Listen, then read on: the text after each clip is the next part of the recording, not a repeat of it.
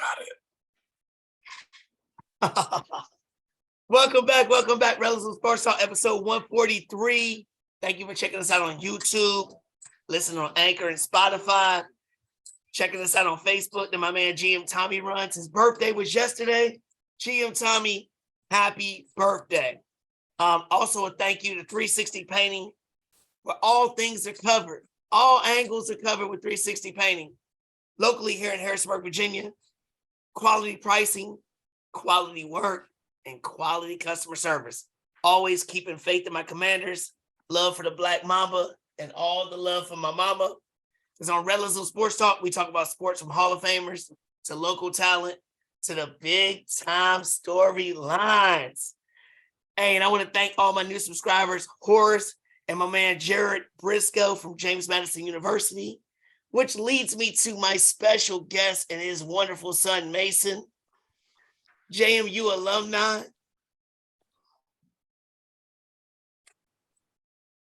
Had to get it ready for you.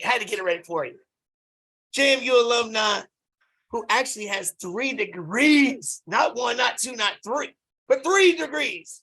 Undergraduate degree in economics and his MBA, and not to mention his PhD. He has a passion for education, entrepreneurship, firearm safety, which in case he gave away 4,000 classes of free firearm safety, which is helping all of us. I know I don't want to get shot. So thank you, Mr. Dr. Eric Korn. Now I got to call him doctor. He's from Oakton, Virginia, in the Fairfax area. Dr. Eric Korn and his son, Mason. Thank you, guys. Thank you. Oh, us? Oh, yes, both of you. Oh, both of you. Oh, yeah. Oh, hey, yeah, baby. How's it going? Oh, yeah. Thank y'all so much for being a part of Rellism Sports Talk. Oh, And no problem. we talk about Hall of Famers to the local talent, and you guys are definitely local talent. Oh, sure. I mean, Yeah. I just want to say, man, just meeting you those few times that I've met you through my brother Derek, I had to give him a shout out. You know, he might get butthurt if I don't say his name. Sure. Oh, yeah, I get it. But yes, Derek introduced me to you. But looking you up when I wanted to do this with you, man, you've accomplished so many things. You met so many people. You've influenced many, many others. So I want to thank you for what you've done in the community, not only just the firearm safety, but you're infectious, man. You're infectious. And what I mean by that is your personality is. When I've only met you a handful of times, 2, 3 times. And I already wanted to talk to you. Every time they say something about coming, I'm trying to go. Because that's what you bring, and that's what you bring to a lot of people. So when I read up on you about, you know, your education and you wanted to teach and things, I said, I wish I'd have had teachers like you, because I would have learned so much, because I know how you present things and the way that you know how to communicate and your caring nature. So thank you for that. You have a natural drive to do things that you're passionate about. And I know that your son Mason and your other son and everybody that you come across will feel the same things when they come across you. So thank you so much. You're welcome. Thank you so much. Now, we could do another show just about how great you are in the community or anywhere else, but this is Rellism Sports Talk, so we talk about sports. So read all the stuff about you with sports. Just in the couple of times that I was around you, we were in sports, and you are a fan of James Madison football. You are a fan. So when I'm reading all these why would you say that? Well, I was gonna save the Twizzlers for the end, and then you're just I love it. That's the way I am. Sure. That's why I put the picture of you that I shared, because you're like that on the TV, like that's you. Sure. That's what I love. So, but reading all these things about you. Look, JMU dogs are out. The JMU dogs are out. You hear them. Woof, woof. But reading all these things about you, I noticed much sports a lot. I didn't see much of that, so I was curious, and I said, Sure. What was it? I mean, you came from Blue Ridge College, or Blue Ridge, and then you went to JMU, and then you just rolled out degree. So you really didn't have time for a lot of sports, but now you're accomplished, you're doing things. What was it that made you get into sports, or did sports just grow on you, or did your kids have something to do with it, or how'd that go? Sure. Well, I grew up, I didn't play football except for my senior year of high school. Had my best friend played. He was very good. In Fairfax County, my senior year, he was the defensive player of the year for the county. So he convinced me to play. I played a year. I'd played soccer before that, but it wasn't really a big deal. Wasn't a great athlete. Then came to Blue Ridge, then got into JMU. And to be honest with you, the entire time I was an undergrad, I never went to a football game, not one at JMU. But started going I started going, I guess, about 10 years ago. We started going to games. It's about 10 years ago. And we jumped in with both feet. Yeah, Mason doesn't remember a time when he wasn't going to JMU games during the football season. That's awesome. So we got some season tickets about 10 years ago. And up until last weekend, I had not missed in 10 years. I had not missed a single home game during the regular season. But I had the flu last weekend, so I wasn't able to. That's an excuse. We don't want to hear that, man. You can't break that streak. Well, hey, man, we're broadcasting right now from the secret nerd JMU football base. So, we're going to get real about stuff. I'm going to say things that are true. That is true, man. I had the flu. I couldn't make it, But I was on my deathbed. But I'm better now, so it's fine. So, yeah, that's how we got into football. And I don't know. I think we like it. Yeah, Do you like it, Mason? Do you like it, Mason? A little bit. Little bit? Sure. Okay. So you only missed one game in 10 years. That's wow. Right. Now I know when I was privileged enough to go a couple games with you. We always started with a little tailgate. So I noticed that you're in the same spot. I guess that's your spot. That's your spot for tailgating. When did you get into the tailgating aspect of it? Like, seriously? I think we started going really hard 6 or 7 years ago. And I mean, this includes like a couple playoff games 5 or 6 years ago where we had like a tent city when it was so cold that we'd have 8 spots that were covered up with heaters and TVs and satellite dishes and that kind of thing. So it's gotten pretty crazy over the years. We've kind of pared it down to the essentials most weeks, but we try and go a little overboard 2 or 3 of the games. And that usually includes the first one. We did a Hawaiian theme for the first one. So we're eating pork sandwiches and wearing Hawaiian shirts and drinking margaritas and that kind of thing. So all in all, we tend to go a little overboard a couple times, but that's how we got into it. And that's how it works, man. It's always a good time. We're in the bookstore a lot and we're surrounded by some really intense, fun people. So that always helps a bit too. Well, I know the couple times that I've been with you, I always see everybody gravitates to you. Like I said, you have that infectious personality. People gravitate to you. And I'm grateful for the opportunities to be with you at the times that I've had. But now you keep bringing up all these themes and margaritas and everything. I'm starting to be like, what's up, Mr. Korn there? Why can't I get a part of some of that? Well, now, one day we'll invite you to the secret JMU nerd base where we're broadcasting from. And you think you would have fun down here? Yeah. It's an underground bunker. It's an undisclosed location, but it's fun. And we'll invite you one day once you're worthy. All right, well, Mason, you're vouching for me. He said those words, right? Well, once he's worthy, we might invite Eventually. you. Eventually, yeah. All right, cool. So Mason, and you're going with him also, right? You go to the tailgates with your dad. So what's the funnest thing that you do at the tailgates? What do you like the best? Huh? This is a hard-hitting question. Let's put on some protective words. Oh, man. What do you like the best about the tailgate? What's your favorite food when you go, Mason? I have no idea. Do you eat? Yeah, we always have a variety of like everything there. Everything. Yeah, candy, usually crushed candy. How about the big ball? When I was little, I used to take all the Tootsie Rolls and roll them into this giant ball. Now I just take a giant bite. Oh my God! So he'd be walking around with like a big candy circle around his mouth of wasn't Twizzlers? What was it? It was Tootsie Rolls. Tootsie Rolls. Okay. That's right. All right, Mr. Korn. Since you're telling me all these elaborate things and all these things y'all have done, what's something that people would not notice about a tailgate for you as far as food wise? Well, everybody always thinks hot dogs or hamburgers or subs. Sure. What's the craziest thing you've had at tailgates? We did a chili cook-off last year that was pretty intense. I made some venison chili. What's in venison chili? Venison chili out of venison. Indeed, and that was pretty good. That's pretty off-brand for a tailgate, though.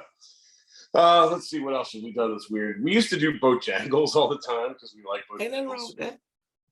So we actually were Bojangles tailgate of the week one time. We got a picture up on the big TV.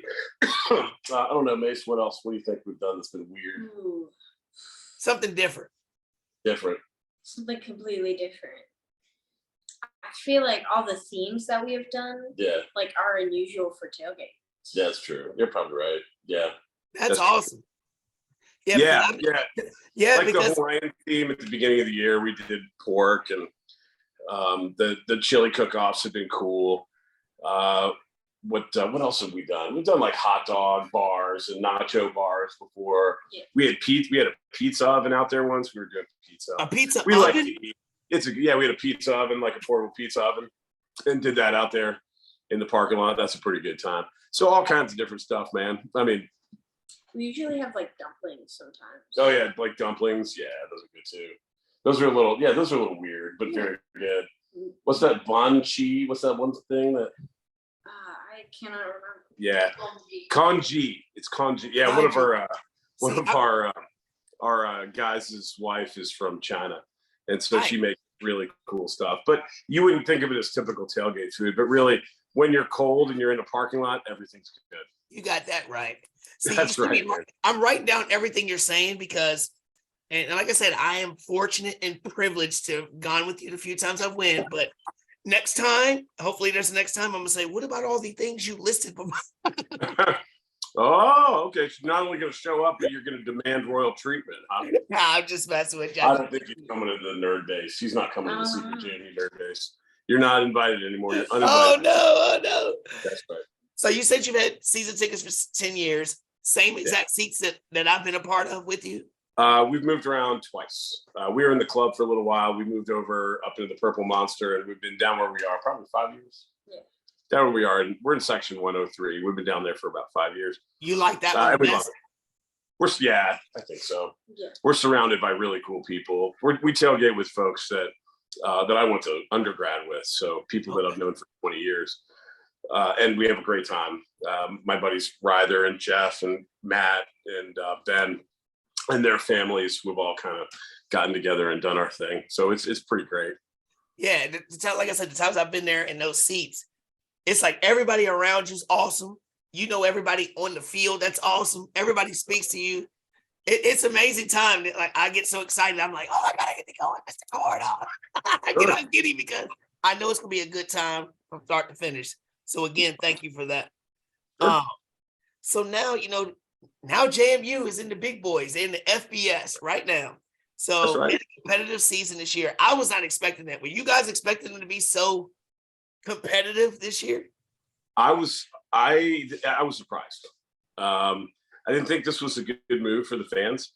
To be honest with you, I thought we were going to face down 5 or 6 years of 50-50 seasons, and really never rise to the level of capability that most schools do because we just wouldn't have that type of commitment.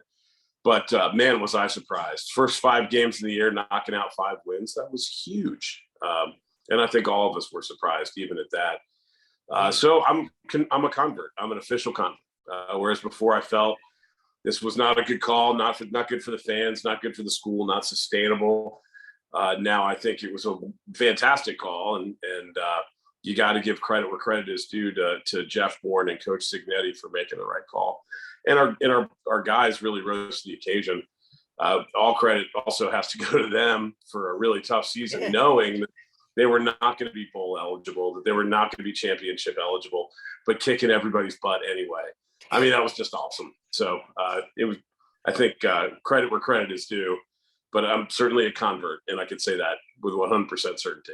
Everybody watching, look at this man's face right here. He is genuinely smiling and happy. That's what I love about him. He is so happy about it. I love it. Look at that smile. It's infectious. And yes, all the people that you named are great. Mr. Coach Signetti, I always will love him because he showed my son so much love as far as the recruiting process. Wonderful man, wonderful human being. And all the people you named are great.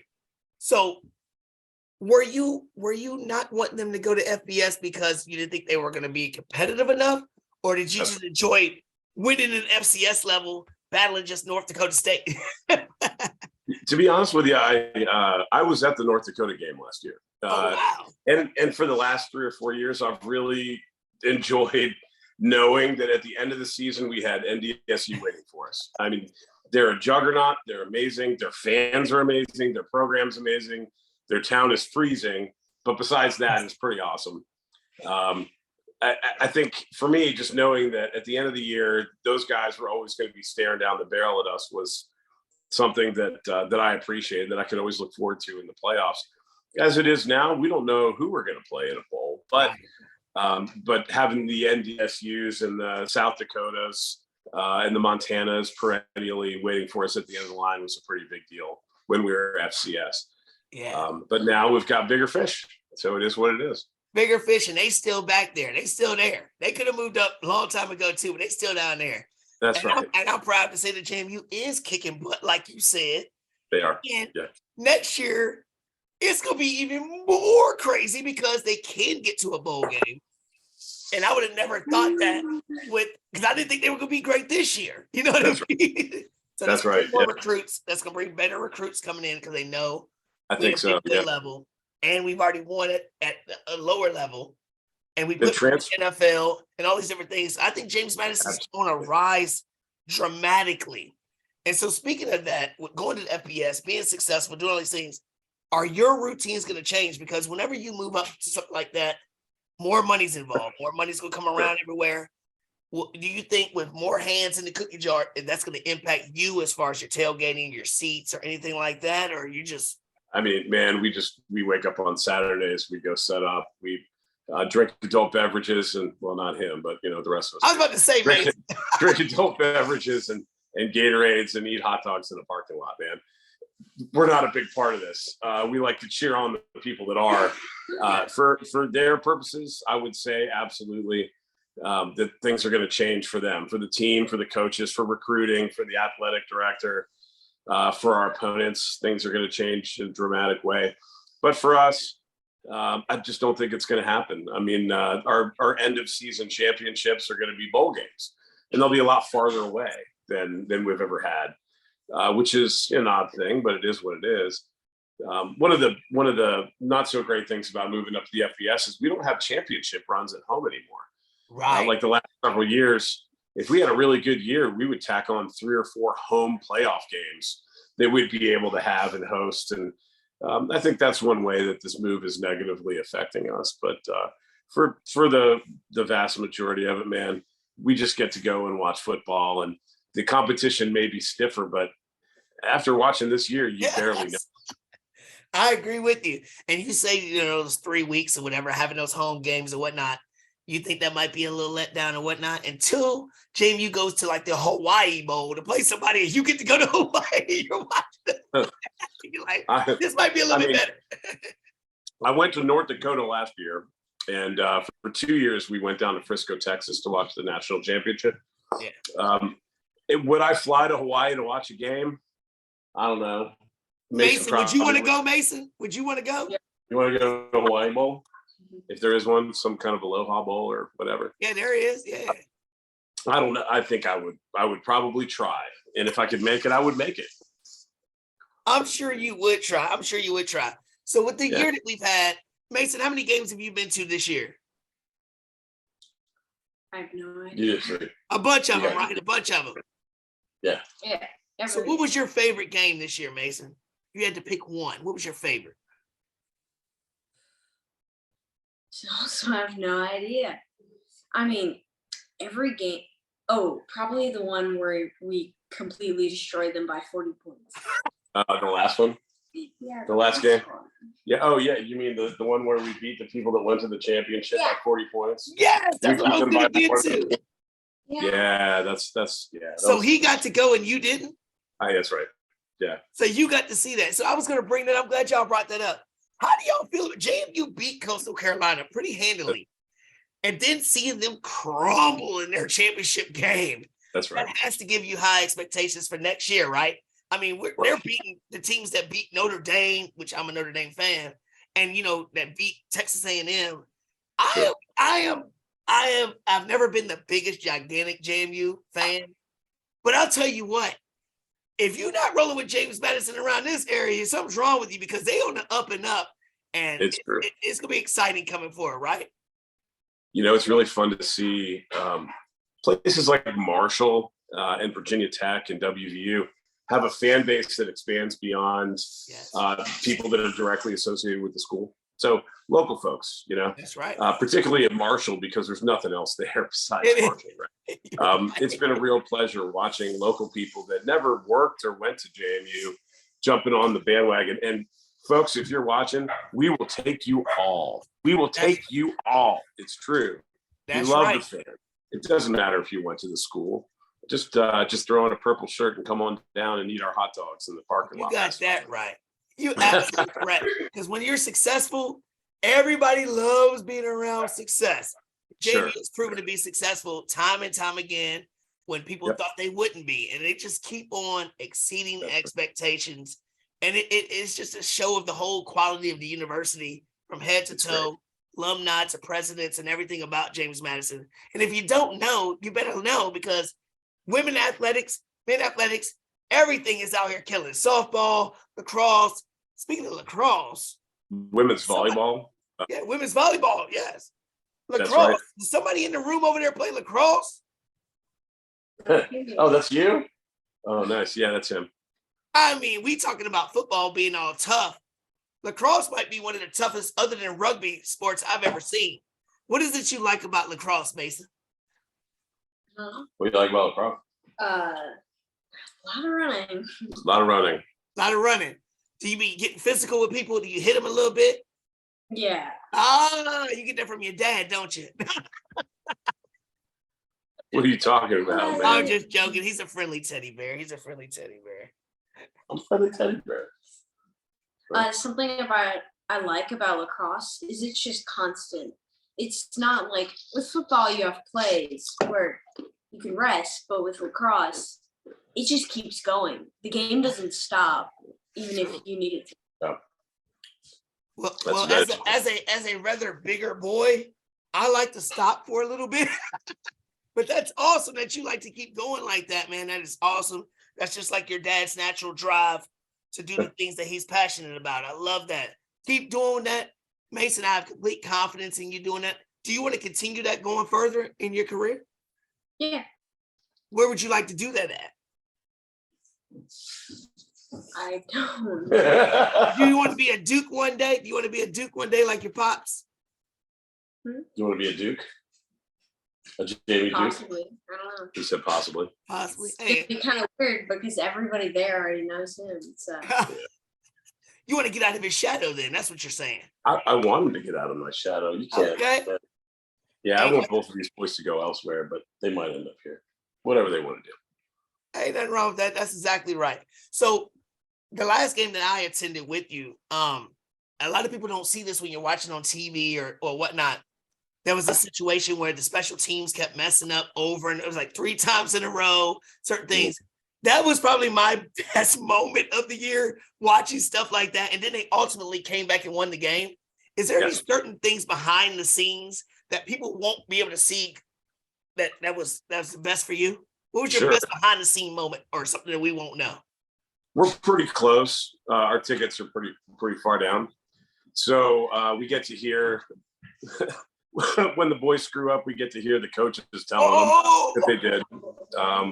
We've gotten to know, we're right in front of where the kickers warm up and the punters. So we've gotten to know the kickers and punters over the years. In fact, we had Harry O'Kelly, our previous punter, and Ethan Ratke, our previous kicker, over to our tailgate over the last several weeks. And Ethan's come down to hang out with us too. Great kids. So we've gotten to know them. You know, when you're sitting right next to somebody for 5 years, we're 10 feet away from where these kickers kick. Right. We're in a position to give them a attaboy or you're doing great, stick with it. We're proud of you, kind of mentioned. And whether it does well by them or not, they generally let us do it. That's and, awesome. Yeah. And after the fact, tell us if they appreciate it, whether I guess they did or not in the moment. So, Oh, they did. I can look at their face. Yeah, they did. It's good to get to know them. The band members too. The band is like 10 feet, 15 feet in front of us when they play, and so we get to develop shouting match fun stuff with the band members when they're doing their gigs in the middle of the show. Also the conductors. Oh, the conductors, yeah. They usually turn around and point to us and wave and stuff like that.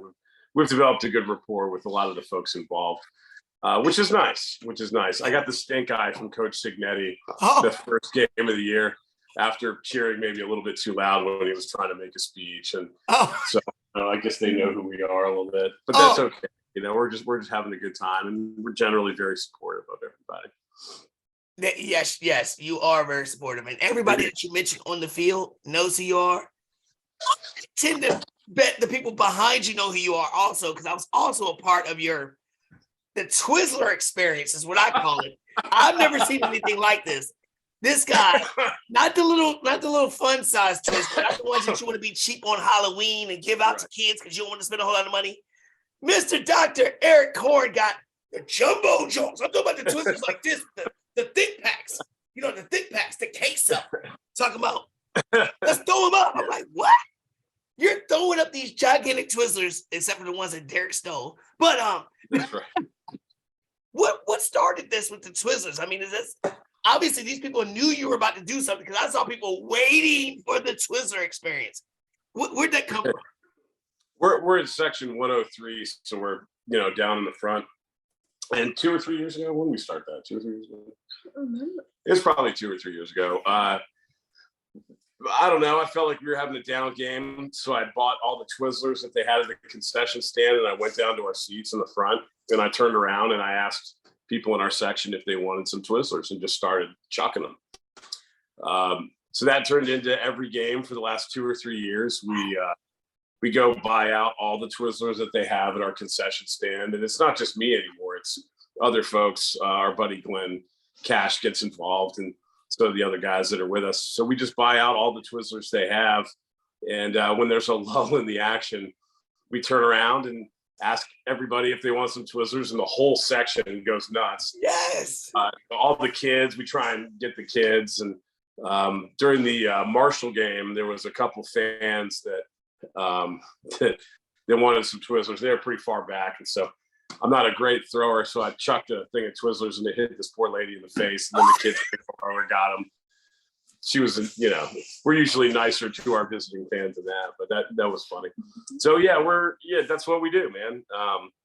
I think the part of it for me that's the most poignant is how could a couple bucks bring that much joy to that many people?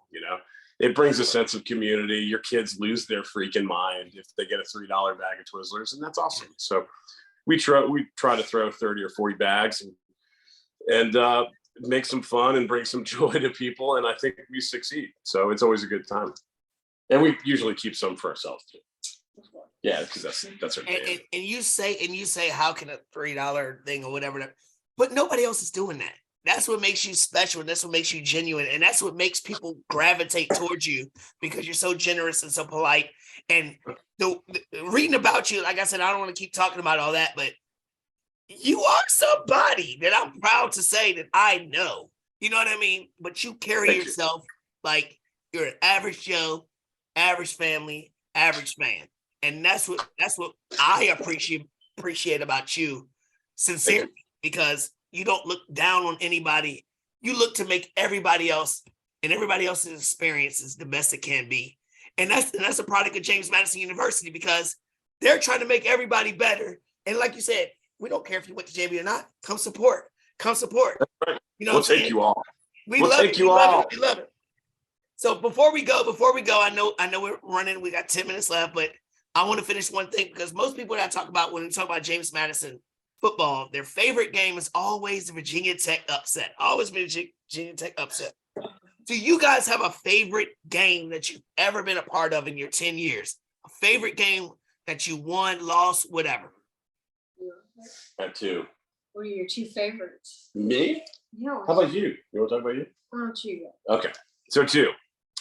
Weaver State we were playing the year we won the championship. We were playing Weber State in one of the playoff games that was hosted at JMU.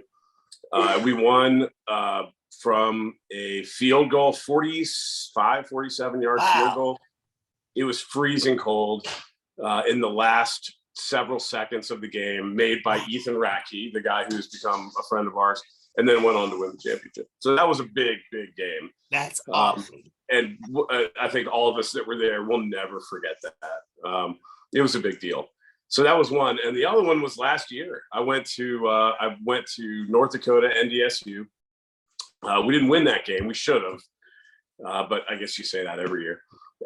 So it was the ref's fault. It was. I mean, they let the clock tick down the extra 37 seconds. But who's counting? It's not. So, but the game was great. It was a very fun game to watch. But the best part was the tailgating. Their fans are insane. It was like -6 degrees out during the tailgate, and the wind up there is like you're on the tundra. It's nuts. Oh my God. During the tailgate, there was like 6 inches of snow that fell, and nobody cared. They have these huge buildings that are, they make these buildings in the parking lot. They're like, they're canopies, but they're big. They're like 30 feet by 30 feet. Some of them had ice fishing houses that they pulled up next to them that had bathrooms in them. They had heaters, they had bars in them. They were just insane. So we're walking around in purple and gold, freezing our butts off, and we kept getting pulled into these things by these fans who were amazing. On the other team? Yeah, that's right. Wow. In fact, one of them, one of the guys that I met at one of those houses offered to take me ice fishing on the Sunday that followed, and we did. We went ice fishing, and we didn't catch anything, but I, learned how to ice fish, which was pretty wild. Because we don't have that here in Virginia. It's kind of a up north kind of thing. Right. And we're still in touch today. He's a great guy. And despite his affinity to being an NDSU fan, I think he's a great guy.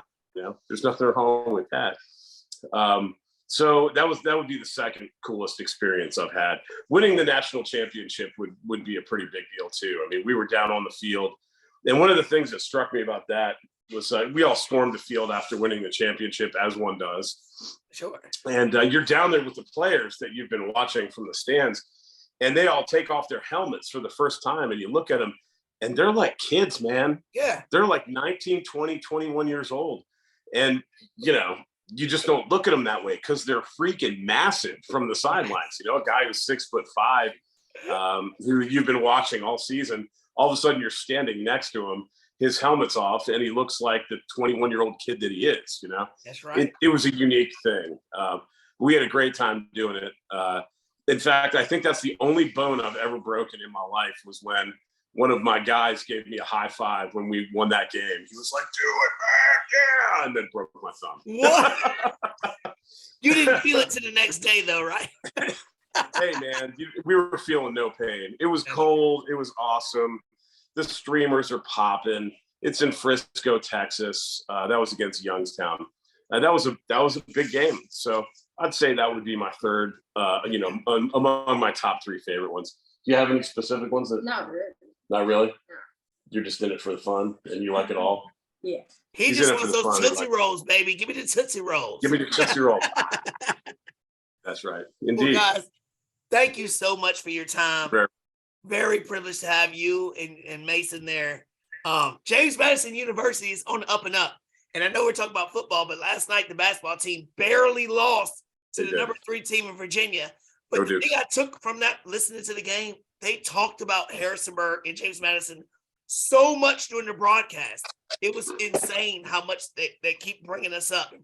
Yep. So we on the up and up, baby. We coming. We doing it. Thank you again, Dr. Eric Korn and his son Mason, for your time.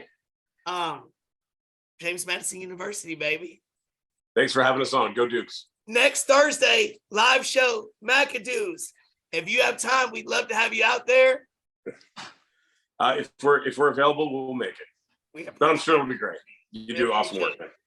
JMU Dukes, Dr. Eric Korn, Mason, thank you so much. Rellism Sports Talk, episode 143. We're out. We'll see you again. 360 Painting. Thank you for your support. Thank you, guys. Go Dukes. All right, go Dukes.